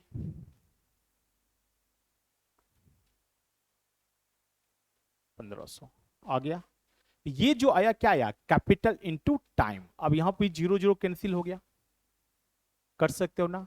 और किससे डिवाइड हो, जिससे डिवाइड और डिवाइड करके देख लो, तो दिख रहा है जी, 3 से 45:24, हाँ या ना, इस टू 50। तो क्या हम कह सकते हैं कि 45 सॉरी 720, ये सही लिखा ना, 0 12 7 सही है, 150 सही है। चलो, अब जो कैपिटल इनटू टाइम का रेशियो आया 540, बी ने 20,000 रुपया और निवेश किया 3 माह, सी ने 25,000, तो बी का होगा 180 3 मंथ तक, प्लस 20,000 9 मंथ तक। ये क्लियर है पॉइंट, चलो जो आ जाए ठीक है। तो मेरा रेशियो आ गया 45:24:50। ये जो आया क्या आया, कैपिटल टू टाइम का रेशियो आया। पूछा क्या गया है, बी का शेयर, यानी इस 24 की वैल्यू पूछा गया है। तो क्या लिखोगे, 24 अपॉन सम, सम करोगे 549 426 6 प्लस 5 11 इंटू, इंटू कितना रुपया था, 34600 कर दो, यही तुम्हारा आंसर होगा। देखो आंसर कितना आ रहा है। अब यहां पर मैं सिंगल डिजिट में कन्वर्ट करने के तरीका बताऊं तो अच्छा रहेगा। देखो कहीं मिस्टेक नहीं की हो तो फिर से मैं एक बार इसको साफ करके आप लोग को समझा दूं।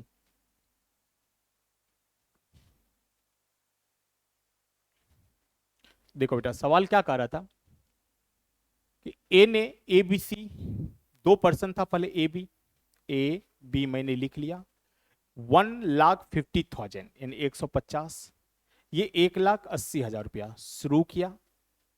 आफ्टर 3 मंथ ए विड्रॉ 50,000, 50,000 रुपया माइनस कर दिया 3 महीने के बाद। फिर कह रहे बी इन्वेस्ट 20,000 मोर, 20,000 रुपया और इन्वेस्ट कर दिया, ठीक है ना। तो कितना हो जाएगा, 1 मिनट, 20,000 मोर 20, ये इस लाइन को थोड़ा सा ठीक पढ़ लो, जबकि बी 20,000 रुपया और निवेश किया, 20,000 का और निवेश किया तो 20,000 रुपया बढ़ेगा यार, ठीक है। उसके 3 मंथ के बाद कौन आ गया, यही कह रहा है ना, after 3 month more C join the business with a capital of 22,50,000। तो चलो ये 6 मंथ के बाद आया। At the end year total profit, और तो कुछ है नहीं यार, 20 शेयर का रहा है टोटल प्रॉफिट का, यही आंसर ही होगा, इसमें कोई दिक्कत नहीं। 150 इंटू, जो मैं समझा रहा हूं ध्यान से समझ, 3 प्लस 50 इंटू 9, 50 नहीं 100, ठीक है। 50 तो निकाल लिया ना। अब इसका क्या बचा, 180 रुपीज, कितने महीने के लिए, 3 महीने के लिए, 20 और आ गया 200 हो गया, ये कितने महीने के लिए, 9 महीने के लिए। उसके बाद सी का आ गया, सी कितना आ गया, 250 इंटू 6, ये कैपिटल इंटू टाइम का रेशियो आया। फिर सिंगल डिजिट में कन्वर्ट करने के तरीका बताऊंगा, तो ध्यान से फिर वहां सुनना। वहां पर क्या होगा ना कि इतना कैलकुलेशन नहीं करेंगे, this upon this plus this multiply ही लिखेंगे, मल्टीप्लाई ही लिखेंगे, प्लस ही लिखेंगे, सिर्फ सिंगल डिजिट में कन्वर्ट करके, ऑप्शन को सिंगल डिजिट में कन्वर्ट करके आंसर निकालने की क्लास सिखा दूंगा। तो फिर ये सवाल बनाना तेरे लिए आसान हो जाएगा। पहले यहां पर देख लेते हैं, ये कितना हो गया, जब हम इसकी बात करते हैं तो कितना हो गया, 450 सही है, 900, ये करोगे तो 1,350 रुपया सबको दिख रहा है, इस टू, इसकी बात करते हैं तो कितना हो गया, 540, ये करोगे कितना हो जाएगा, 1800, शायद हम लोग यहाँ गलती किए थे, उसमें 180 ले लिया था ना, जबकि 1800 हो रहा था।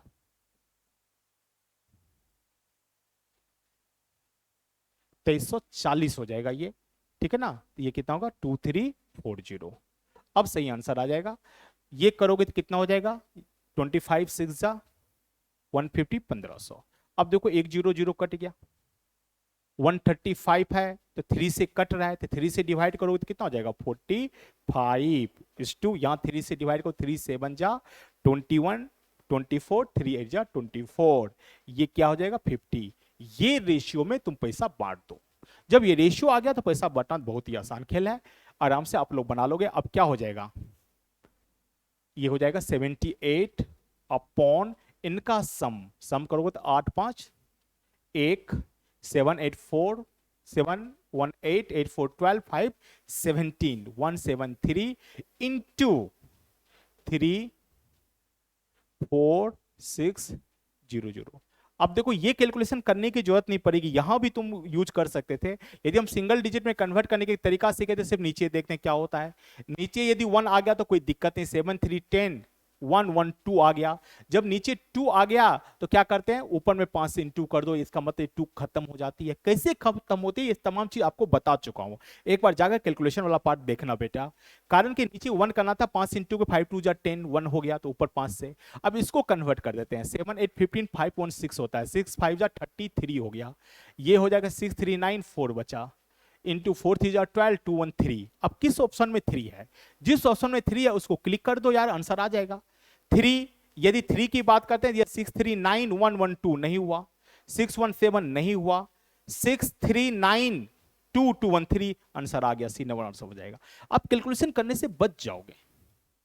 अब ये कला सिखाऊंगा आपको मंडे से, 100% हर सवाल को इस तरह से करने की कोशिश करवाऊंगा आप लोग को, थोड़ा टाइम लगेगा, डेवलप हो जाएगी। आप लोग से रिक्वेस्ट है, कल संडे है तो संडे के दिन आप लोग कैलकुलेशन पार्ट में ये तरीका मैं सिखा चुका हूं, एक बार जाकर जरूर देखना कैलकुलेशन वाला पार्ट। चलो आ जाओ यहां पर। अब देखो बेटा क्या कर रहे हैं, एक नगर की जनसंख्या सालाना कमी 8% हो रहा है, वर्तमान यह है तो 2 वर्ष पहले। तो 2 तरीका है, एक होता है जनरल तरीका। जनरल तरीका जो बनाएगा वो क्या करेगा, 8% पर एनम की रेट से डिक्रीज हो रही है, वर्तमान दे दिया, पहले का पूछ रहा है, तो पहले क्या होगा, ज्यादा होगा। डाटा क्या है 100 और 92 है, डायरेक्ट कुछ मत करो, 100/92 इंटू 100/92 कर लो। एक तरीका ये भी है, हम लोग भले इस तरीका का यूज नहीं करते, लेकिन ये तरीका यूज वो करे जिसको सिंगल डिजिट में कन्वर्ट करने का तरीका आ रहा है, उसके लिए तो आसान हो जाएगा। उसके लिए कैसे आसान होगा, तो देखो क्या हो रहा है नीचे में, ये 2, ये क्या हो रहा है 2 2 2 जा क्या होता है 4, जब 4 होता है तो 7 4 जा 28, सिर्फ 7 से इंटू कर दो, खत्म कहानी, नीचे वाला पार्ट खत्म। ये कैसे आया मैं बार बार कहता हूं, जिसको समझ में ना हो जाकर देखे, नहीं तो कैलकुलेशन करने में बहुत दिक्कतें होती है एग्जामिनेशन हॉल में, फिर कहोगे कैलकुलेशन हार्ड होती है, जबकि कोई हार्ड नहीं होती है। अब इसको कन्वर्ट करेंगे तो कितना हो रहा है भाई, 6 3 9 2 बचा, 8 1 9 खत्म, 2 1 3 हुआ, 7 3 जा 21, इधर 1 1 ही है, 21 का मतलब क्या हो गया 3। अब किस ऑप्शन में 3 है, जिस ऑप्शन में 3 है क्लिक कर दो यार, एक ही ऑप्शन, पहला ऑप्शन नहीं दिख रहा है तो पहला ऑप्शन आंसर आ जाएगा, ठीक है। तो बनाने की जरूरत नहीं पड़ेगी, बार बार कहता हूं बनाने की जरूरत नहीं पड़ेगी, बहुत आसानी से आंसर निकाल लोगे। लेकिन मंडे से इसको हम डिटेल हर सवाल में करने की कोशिश करेंगे, लेकिन आप लोग से रिक्वेस्ट है आज जाकर एक बार आप लोग पहले मेरा कैलकुलेशन जो पढ़ाया हूं वो पार्ट को जरूर देखें, ठीक है। दूसरा तरीका क्या होता है, तो देखो 8% पर एनम, 8% पर एनम के रेट से डिक्रीज हो रहा है, इसका मतलब 8% को फ्रैक्शन में कन्वर्ट कर दो। 25 था 2 कम हो गया 23 हो गया, 25 था 2 कम हो गया 23 हो गया, यानी 625 आपको इनिशियल है तो 2 साल के बाद ये हो जाएगा, ये 2 इयर्स के बाद होगा, तो कितना हो जाएगा 529। लेकिन वर्तमान ये है तो 2 इयर्स पहले का ये था, तो वर्तमान की वैल्यू दे दिया, 2 इयर्स बिफोर की वैल्यू पूछ रहा है, तो यहां भी 101568 जो है ये 529 की वैल्यू है, और हमसे 625 की वैल्यू पूछा गया, फिर कैलकुलेशन आ गया। लेकिन हम लोग सीखे हुए कैलकुलेशन से सिंगल डिजिट में कन्वर्ट करने के तरीका, तो आराम से इसको बना सकते थे। जीरो खत्म, 7 बचा, 4 से इंटू कर दो ऊपर में, क्यों 7 4 जा 28, 2 + 8 0 होता है, 1 होता है, नीचे वाले को 1 करना पड़ता है बस। अब देखो कन्वर्ट करो, आंसर आ जाएगा। ये 6 3 2 2 4 हो गया, इंटू 8 1 9 खत्म, 6 3 2 बचा, 2 1 3, यहाँ 4 है, तो 4 3 जा 12, 2 1 3, 3 4 जा 12, 12 का मतलब 3। अब डायरेक्ट 3 कहाँ है, एक ही ऑप्शन में 3। जिसको ये तरीका समझ में ना आ रहा है उनसे रिक्वेस्ट करता हूं एक बार जरूर देख कर आए। कल संडे है, आप लोग आराम से देख सकते हो, ठीक है। चलो, अदरवाइज सवाल तो इजी लगता है, लेकिन कैलकुलेशन कारण कई लोग छोड़ देता है। अब देखो यहां पर क्या कह रहा है, एक वस्तु का अंकित मूल्य इतना रुपया है, दुकानदार ग्राहक को 2 सक्सेसिव डिस्काउंट देता है, एक X% का, दूसरा 8% की। ग्राहक वस्तु के लिए इतना रुपया चुकाता है, मतलब डिस्काउंट प्राप्त करने के बाद ग्राहक ये दे दिया है। तो एक्स का मान देखो, बनाने के लोग फॉर्मूला बताएंगे तुमको। फॉर्मूला क्या होता है कि जितना ग्राहक को देना पड़ा वो सेलिंग प्राइस हो गया, ये होता है प्रिंट प्राइस। डिस्काउंट दिया 8% का तो 92/100 हो जाएगा, X% का दिया तो 100 - X/100।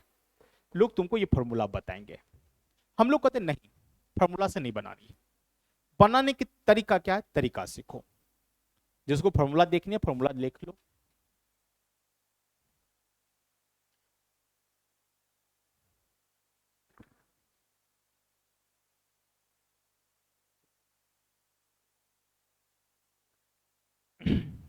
अब देखो दूसरा तरीका क्या होता है, 2 सक्सेसिव डिस्काउंट है, एक X%, एक 8%, ठीक है। 8% को तो लिख सकते हो फ्रैक्शन में कन्वर्ट करके, 25 रुपया था, 2 रुपया डिस्काउंट दिया, 23 रुपया हो गया।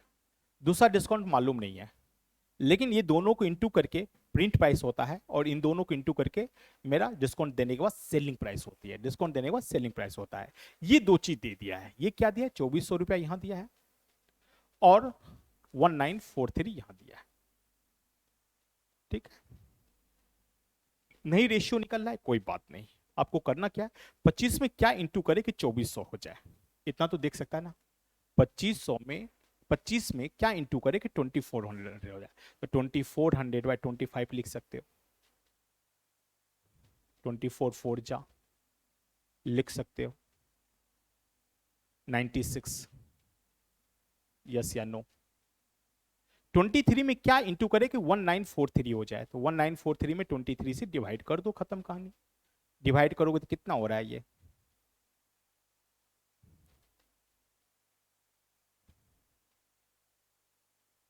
8 जा पहले लगेगा, 8 3 जा 24, 2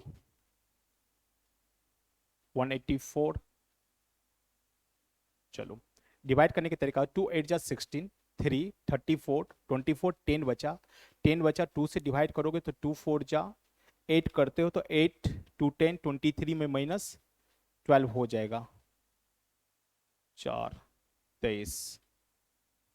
1 मिनट रुक जाओ भाई, इसको डिवाइड 1943 में 23 से डिवाइड करना था। डिवाइड करने का तरीका ये होता है, आप 8 जा करते हो, 9 जा नहीं लगेगा, 2 9 जा 18 नहीं लगेगा, 2 8 जा लगेगा 16, 3 34, 34 में 24 - 10 बचा, 10 में 2 से डिवाइड करो, 5 जा तो लगेगा नहीं, 4 जा करते, 2 4 जा 8, 2 23, 23 में 12 माइनस हो जाएगा, पॉइंट में आ जा रहा है भाई, तो कोई दिक्कत नहीं, 1943/23 कर दे डायरेक्ट, चलेगा, इतना भी लिख सकते हो।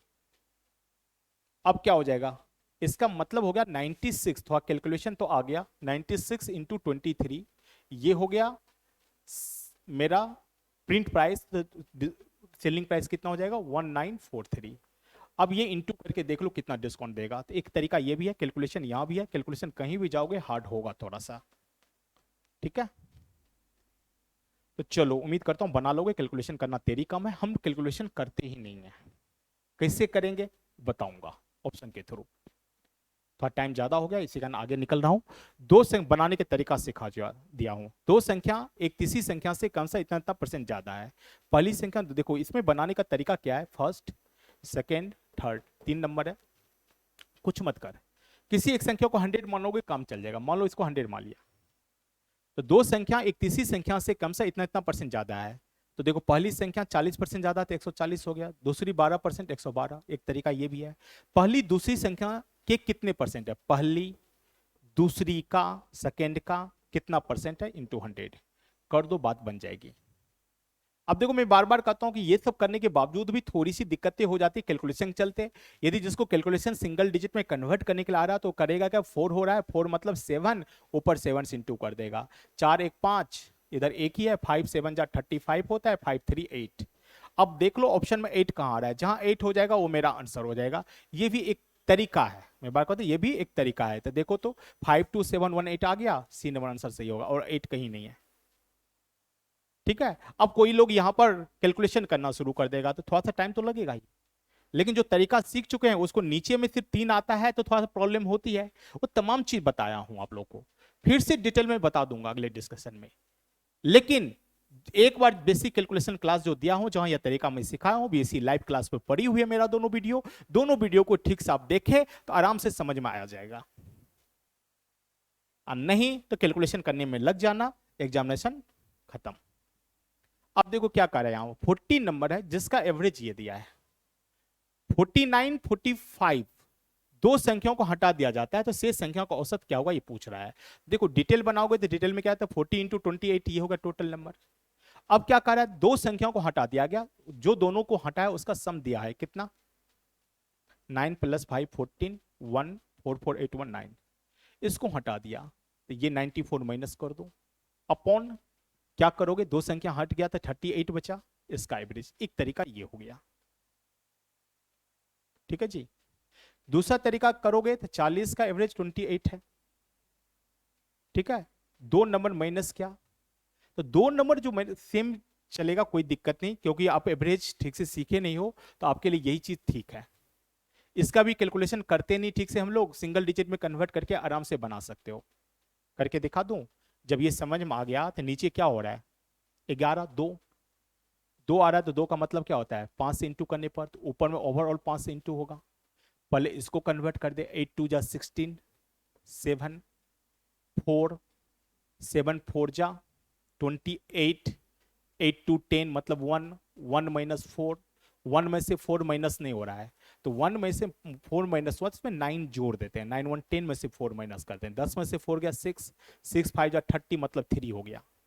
ये क्या हो गया, 3 आ गया।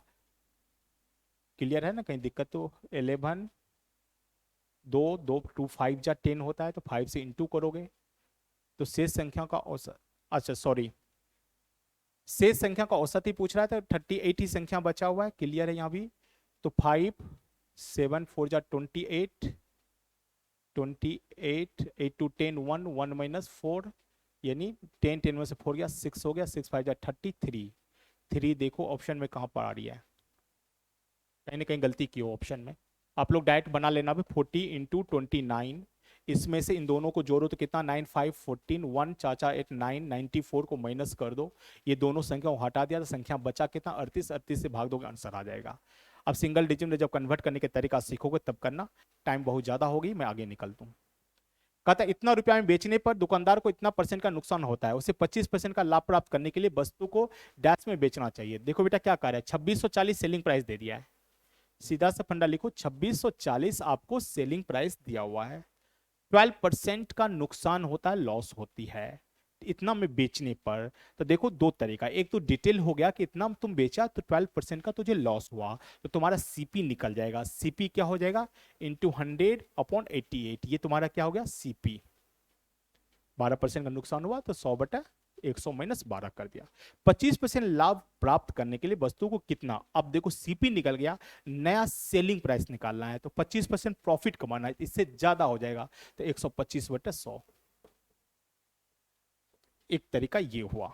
अब इस तरीका में भी देखो कुछ लोग डायरेक्ट कैलकुलेशन करेगा तो पता चल जा रहा है, ऐसी बात नहीं कि 3 जा 30 दिख रहा है ना, 30 हो गया तो 125 में 3 से इंटू कर देंगे, डायरेक्ट आंसर आ जाएगा, 3750 आंसर आ गया।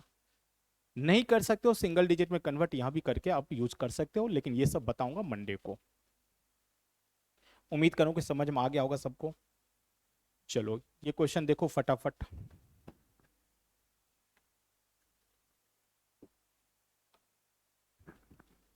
देखो इस तरह के सवाल में कुछ मत करना, लास्ट से सॉल्व करना शुरू कर देना। जैसे ये 8 हो गया, 8 को जोड़ दो 36 हो गया, रूट के अंदर है ना तो 6 हो जाएगा। 6 में 19 को जोड़ोगे तो फिर रूट के अंदर आ गया 25 हो गया, 5 हो गया। 5 को 11 में जोड़ोगे तो क्या हो जाएगा 16, 4 हो जाएगा रूट हटाने के बाद, फिर 5 4 9 हो गया, 3 आंसर हो गया। डायरेक्ट लास्ट से सॉल्व करते जाओ, आंसर आ जाता है। तो कुछ भी नहीं था इस सवाल में, समझ में आ गया होगा। यहां पर क्या दिख रहा है बेटा, ये ए क्यूब दिख रहा है, प्लस ये क्या दिख रहा है बी क्यूब दिख रहा है। नीचे में क्या है, इसका स्क्वायर है तो ए स्क्वायर है, ये प्लस बी स्क्वायर है, माइनस ए बी है। आप जानते हो कि A cube plus B cube ये होता है आपको A plus B into A square plus B square minus A B, ये फॉर्मूला होता है। इसका मतलब इसको सॉल्व करेंगे तो ये वाला पार्ट खत्म हो जाएगा, तो ऊपर बचेगा ए प्लस बी। तो बिना कुछ सोचे समझे आप 0.64 प्लस 0.36 कर सकते थे। इसको सॉल्व करेंगे तो कितना हो जाएगा 1, 1 आपका आंसर आ गया। जिसका भी 1 है वो करेक्ट है।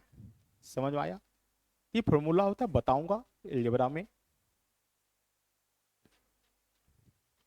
चलो, कहता 2016 में एक साथ दिल्ली और चेन्नई की झुग्गी की जनसंख्या तथा उसी वर्ष के एक साथ मुंबई और हैदराबाद, चलो ये शायद डीआई का होगा, पहले डाटा देखना पड़ेगा डीआई में क्या दिया हुआ है। ये 56 से 58 चलना पड़ेगा। अब देखो यहां पर क्या है, टोटल पॉपुलेशन है, ध्यान से देखना, लाख में दिया हुआ है, और स्लम पॉपुलेशन दे दिया ये कहाँ कहाँ का, कोलकाता मुंबई दिल्ली चेन्नई हैदराबाद, ये डाटा मुझे दिया हुआ है और किस में दिया, लाख में दिया हुआ है। ठीक है, अब क्वेश्चन देखो क्या कह रहा है। फर्स्ट को मुंबई की झुग्गी की जनसंख्या, देखो मुंबई की स्लम का जनसंख्या, slum population of Mumbai, Kolkata की झुग्गी की जनसंख्या, कोलकाता के स्लम की जनसंख्या से कितना परसेंट अधिक है। देखो क्वेश्चन क्या कह रहा था, मुंबई का स्लम का पॉपुलेशन कोलकाता के स्लम के पॉपुलेशन से कितना परसेंट ज्यादा है। बहुत ही आसान डीआई पूछता है इसमें। अब देखो मुंबई, मुंबई मिल गया, स्लम पॉपुलेशन ये वाला है 25, कोलकाता मिल गया, स्लम पॉपुलेशन 35। ठीक है, क्लियर। अब स्लम परसेंटेज दिया हो, ध्यान से सुनना। अब देखो ये 25% है, 35% है। मुंबई का पॉपुलेशन है कितना 70.6, 70.6, तो इसका 25% तो तुमको निकालना पड़ेगा। तो इसका 25% मतलब 1/4 कर दो, आंसर आ जाएगा। तो इसका 1/4 करोगे तो कितना होगा 4, 30, 4 7 जा 28, 2, और नहीं तो छोड़ दो यार, लिख दो, क्योंकि नहीं कट रहा है, यही कैलकुलेशन में लोग फंसते हैं। तो डायरेक्ट 1/4 लिख दो, हो गया। माइनस कितना परसेंट ज्यादा ये पूछा गया है, कोलकाता का तो 42.2 का 35%, 35% को क्या लिख सकते हो 7/20 लिख सकते हो ना, अपॉन इस ये पॉपुलेशन इससे कितना परसेंट ज्यादा है। तो नीचे में क्या होगा, बेस, बेस कौन है कोलकाता वाला ना, तो क्या लिखोगे 42.2 इंटू 7/20, ये आंसर होगा। अब देखो ये सब बनाने के लिए कोई बैठ जाएगा ना तो बहुत टाइम लगेगा बेटा, टाइम नहीं लगेगा क्या, कैलकुलेशन हार्ड हो गया, बन तो गया सवाल लेकिन कैलकुलेशन ज्यादा लंबा हो गया। तो इसके लिए आपको सीखना क्या पड़ेगा, सिंगल डिजिट में कन्वर्ट करने की तरीका। जिसको सिंगल डिजिट में कन्वर्ट करने की तरीका आ रहा है वो तो आराम से बना लेगा। पहले इस 4 को कैंसिल करना सोचेगा तो यहां 7 से इंटू कर दो, यहां 2 है, 2 को कैंसिल करने के लिए यहां 5 से इंटू कर दो, यहाँ 2 है तो यहाँ 5 से इंटू कर दोगे। अभी भी नीचे क्लियर नहीं हुआ, अब नीचे क्लियर करने के लिए ये वाला पार्ट को सोचना पड़ेगा। ये हो कितना आ रहा है 2 2 4 4 8, 8 5 जा 44, 7 8 7, 8 5 जा 44, 7 4 जा 28, 28 का मतलब 10 1, ये 1 है नहीं, 2 2 जा 4, 4 16, 16 मतलब 7 हो गया, 16 7, 7 को 5 से इनको 35 होगा, तो 5 3 8 हो गया, 8 को 7 से करोगे 56, 11 1 1 2 हो जाएगा, 4 2 6 2 8, गलती किया भाई। देखो ध्यान से सुनना, सिंगल में क्या होता है ना, डिजिट को सम करते बेटा, ये 4 2 6 2 8 हो गया, 8 को 5 से इंटू करो पहले, 8 5 जा 40 मतलब 4 हो गया, 4 को 7 से इंटू करो, 7 4 जा 28, 2 + 8 0 1 हो गया, नीचे 1 हो गया, खत्म कहानी। इसको सिर्फ कन्वर्ट कर लो। अब ये क्या होगा 13 4 और कुछ नहीं है, 7 4 जा 28, मतलब 8 + 2 10 1 माइनस, ठीक है। यहां देखो फिर क्या कर रहा है, 4 2 6 2 8, 8 5 जा 44, 7 4 जा 28, 8 2 10 1, एक में से एक गया, क्या होगा, जीरो हो गया। अब एक में से एक गया, जीरो हो गया, तो देखो ऑप्शन में जीरो कहाँ है, जहां ऑप्शन जीरो होगा वही मेरा आंसर होगा, ठीक है। तो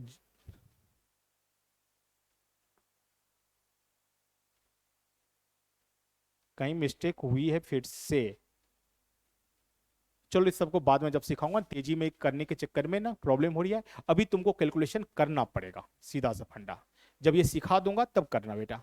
अभी क्या करना है, 70.6 इंटू 1/4 माइनस 42.2 इंटू कुछ ना कुछ डिजिट छूट गया होगा, इसी कारण, नहीं तो गलती होने की चांस नहीं है। क्योंकि होता क्या, गलती कब होती है, जब दो दो ऑप्शन सेम हो जाती है, या नन ऑफ दीज होती है तो प्रॉब्लम होती है, नहीं तो सिंगल आंसर और क्वेश्चन का सिंगल डिजिट कन्वर्ट करना हमेशा सेम होगा ही, वो डिफरेंस हो ही नहीं सकती है, ठीक है ना। तो बस अभी हम आपको डिटेल से समझा दिया, ये क्या होगा, नीचे कोलकाता का होगा 42.2 इंटू 7 इंटू 5। मेन दिक्कत क्या कि इतना कैलकुलेशन यदि एग्जाम में करना पड़ेगा तो प्रॉब्लम होगी, ठीक है।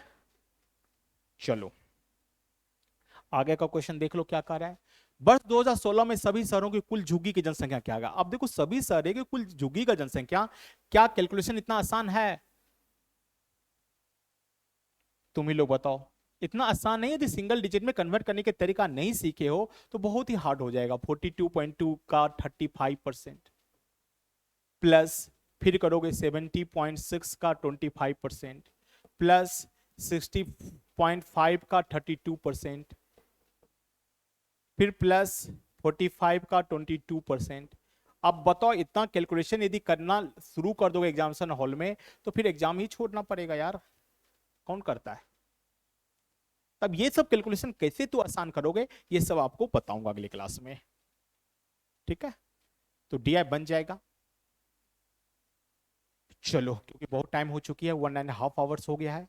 यदि प्रति वर्ष 6% की दर से 3 वर्ष के लिए किसी निश्चित राशि पर अर्जित चक्रवृद्धि ब्याज और साधारण ब्याज के बीच का अंतर, अब देखो बेटा बनाने के तरीका, 3 साल का अंतर है, 6% है।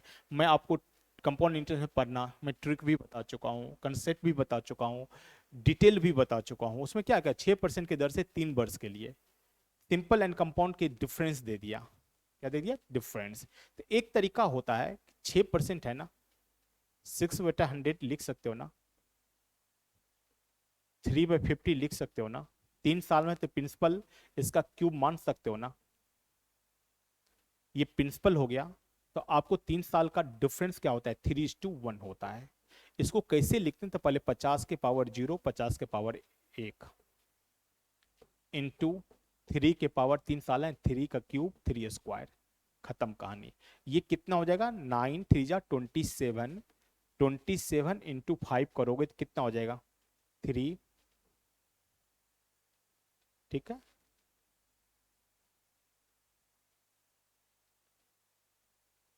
13 होगा,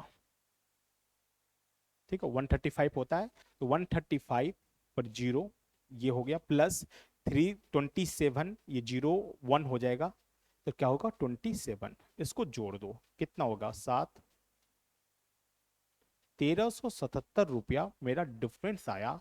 कब, जब प्रिंसिपल ये है, क्वेश्चन कहता नहीं डिफरेंस ये है, इसका मतलब 1377 में आपको डिवाइड करना पड़ेगा 22.032 और इंटू 1,25,000, ये तुम्हारा आ गया क्या, प्रिंसिपल। धनराशि ही पूछ रहा था, ठीक है। कैलकुलेशन से बच नहीं पाओगे।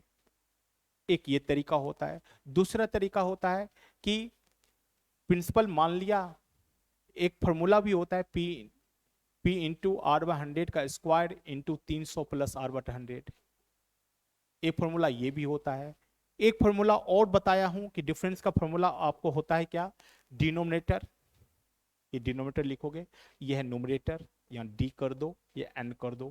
फ्रैक्शन में कन्वर्ट करने के बाद, फ्रैक्शन में कन्वर्ट करने के बाद जो प्रिंसिपल ये आ गया, प्रिंसिपल जब ये आ गया तो आपको लिखना पड़ेगा क्या, डिफरेंस बराबर 3 इंटू डिनोमिनेटर चलो ये फॉर्मूला लिखकर क्या करोगे, हटाओ। ये समझ में आ गया होगा सबको, हाँ या ना? चलो अब देखो 54 तो कैलकुलेशन था, उसमें बच नहीं पाओगे बेटा, कभी कभी होता है। फिर कैलकुलेशन से बचने का तरीका सिखाऊंगा, अभी सिखाया नहीं तो बताने में थोड़ा सा खराब लगता है कि तुम लोग समझ नहीं पाओगे। फिर से डिटेल जाने के लिए मुझे 1 घंटा लग जाएगी, सारा कुछ डिवाइड क्या करते हैं समझाने में। इसी कारण आप लोग से रिक्वेस्ट करता हूँ एक बार जाना कैलकुलेशन वाला पार्ट, दो दो वीडियो पढ़िए, दोनों वीडियो को ठीक से देखना, फिर ये सब बताऊंगा ना तो बहुत अच्छा लगेगा। 1 9 10 घंटे में धारा के विपरीत 30 किलोमीटर धारा और 44 किलोमीटर। देखो इसमें क्या करे, ये सब ऑप्शन के थ्रू बनाओगे तो ज्यादा मजा आएगा। आपको मैं ट्रिक भी बता देता हूं, लेकिन ट्रिक से अच्छा रहेगा ऑप्शन के थ्रू। ट्रिक क्या है वो भी दे देता हूं। पहला क्वेश्चन लिखो, क्या कर रहा है, विपरीत दिशा में 30 किलोमीटर यानी अप स्ट्रीम। कितना किलोमीटर का रहा है, 30 किलोमीटर लिख लिया। धारा की ओर डाउन स्ट्रीम कितना किलोमीटर का रहा है भाई, 44 किलोमीटर। टाइम कितना समय लग रहा है, 10 घंटा, 13 घंटा, 10 घंटा सॉरी, सही है। फिर क्या कर रहा है, 40 किलोमीटर अप स्ट्रीम एवं 55 किलोमीटर डाउन स्ट्रीम, कितना घंटा, 13। अब तुमको कुछ लोग ट्रिक बताएंगे, मैं भी ट्रिक दे देता हूं, ध्यान से सुनना। ट्रिक क्या कहता है, ट्रिक कहेगा कि तुमको बोट का स्पीड निकालना है तो पहले अप स्ट्रीम बोट का स्पीड निकालो। अप स्ट्रीम बोट की स्पीड, इसका मतलब बोट की स्पीड यदि x है, स्ट्रीम का y है, तो x माइनस वाई की वैल्यू आएगा। तो ये बराबर क्या होता है, तो ये बराबर आपको निकालने के लिए कहेगा, तो कहेगा सबसे पहले इन दोनों को इंटू कर दो, 30 गुना 55, ठीक है, ये कर दोगे माइनस, फिर कहेगा आपको इन दोनों को इंटू कर दो, ठीक है। तो ये 44 था ना, 30 44 था बेटा, तो 44 इंटू 40 अपॉन, अपॉन। अब अपॉन में क्या लिखोगे तो ध्यान से सुनना, अपॉन में जब भी लिखना होगा तो अप स्ट्रीम वाला पूछा गया ना तो इसको छोड़ देना, अप स्ट्रीम वाला पूछा गया तो इसको छोड़ देना, यहां से शुरुआत करना, 55 इंटू 10 माइनस 44 इंटू 13, ठीक है। ये जो निकला है ना, ये बोट के स्पीड नहीं निकला, बोट के स्पीड माइनस स्ट्रीम के स्पीड, यानी अप स्ट्रीम बोट की स्पीड ये आएगा। अब इतना करोगे यार, कहां से दिमाग काम करेगा, तो इसी का बनाने की तरीका सीखो। हम ये तरीका नहीं, लोग ट्रिक सीखना चाहते थे उसके लिए मैंने दे दिया, जो कि ट्रिक कठिन है। अब हमारे तरीका पर आ जाओ। मेरा तरीका क्या कहता है, देखो ध्यान से,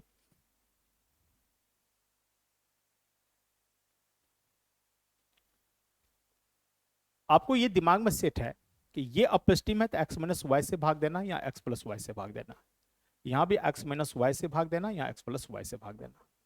ये सम है, ये होकर 10 घंटा होगा, ये 13 घंटा, इतनी बातें आपका क्लियर है। जब क्लियर है तो ऑप्शन से उठा लो ना। ऑप्शन से क्या उठाओगे, तो आपको सोचना पड़ेगा, अरे भाई एक्स वाई के क्या वैल्यू निकाले जिससे ये 44 कट जाए, पहला केस, और दोनों के डिफरेंस का 30 भी कट जाए और दोनों को जोड़कर 10 आ जाए।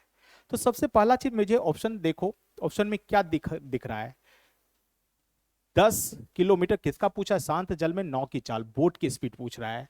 यदि तुमको बोट की स्पीड पूछ रहा है तो बोट की स्पीड के लिए क्या करेंगे, यदि हम 10 लेते हैं, नहीं बात बनेगा, क्यों नहीं बनेगा, 10 एक 11 से 44 कट रहा है 4 से, 10 में से 9 हो जाएगा, 9 से 9 से 30 नहीं कटेगा, इसका मतलब ये ऑप्शन लेना बेकार है। 12 लेते हैं, 12 लेने पर 44 को काटने के लिए, एक्यूरेट काटने के लिए फिर हमको करना क्या पड़ेगा, 22 करना पड़ेगा, जो कि संभव नहीं है, खत्म।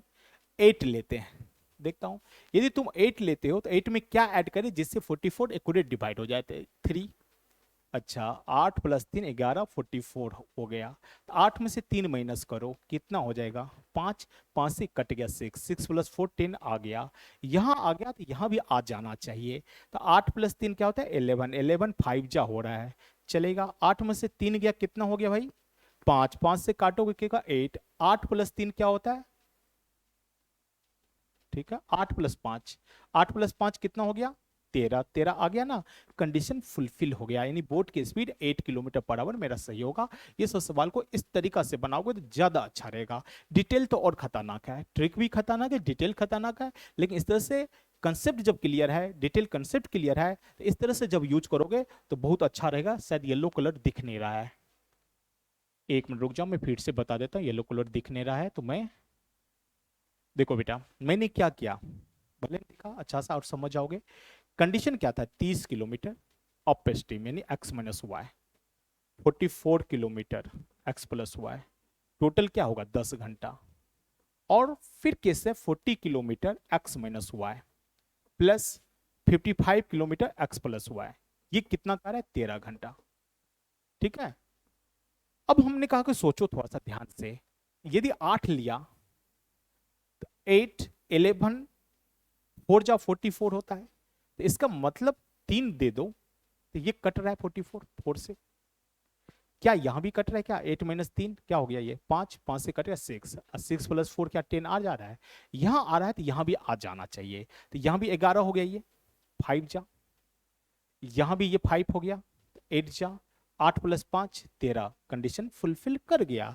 इसका मतलब बोट की स्पीड हो गया 8 किलोमीटर पर आवर, स्टीम का हो गया 3 किलोमीटर पर आवर, बोट का पूछा गया है 8 किलोमीटर पर आवर, आंसर आ गया। तो ये प्रैक्टिस की चीजें, थोड़ा सा प्रैक्टिस करोगे, इस तरीका से सोचोगे तो बहुत स्पीड होगा। एग्जामिनेशन में निकालने का तरीका किस तरह से, सिर्फ बनाने से नहीं बनता है बेटा। एग्जाम में कैलकुलेशन कैसे छोटा करे, सवाल यदि हार्ड दिया है तो उसको थिंकिंग करने का तरीका और क्या हो सकता है, यही सब तो डिस्कशन में बताऊंगा मंडे से। चलो 53,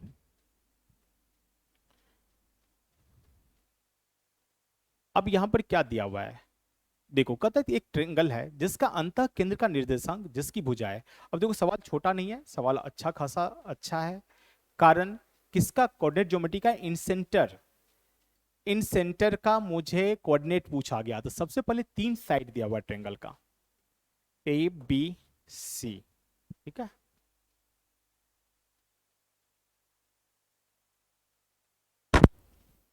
तीन साइड था बेटा, एक साइड का इक्वेशन दिया हुआ है 3x माइनस 4y ये बराबर 0 दिया हुआ है। दूसरे एक साइड का दिया है 5x प्लस 12y ये बराबर 0 दे दिया। तीसरे साइड दे दिया y माइनस 15 बराबर 0।